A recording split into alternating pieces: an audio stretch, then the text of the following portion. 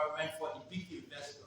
But at the end of the day, how many people can they employ with a population that is currently about 9.5 million, growing at about 3%?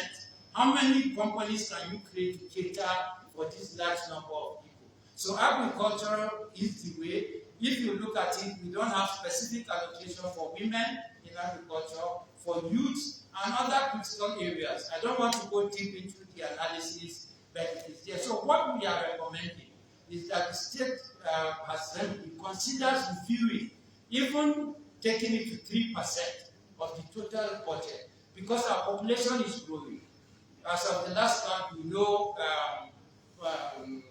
income poverty is about 84% when we looked at general household survey, but other forms of poverty has been said to be about 43%.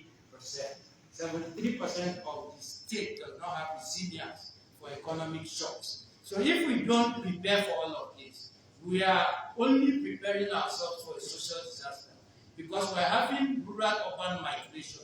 The farmers have been displaced in most rural communities.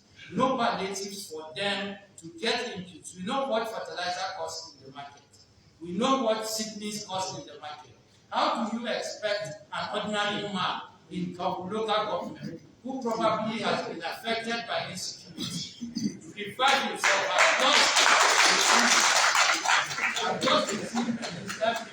to be able to buy fertilizer at 30,000 naira, to be able to buy bags of seedlings at very exorbitant rate? So I think that government need to, even though they don't need to revise their policy on privatization of inputs, like we do social investment in the industry, why don't we capture that and provide palliative intervention using agri-inputs for these farmers that have been affected by insecurity and other challenges like climate change? So thank you very much for your time.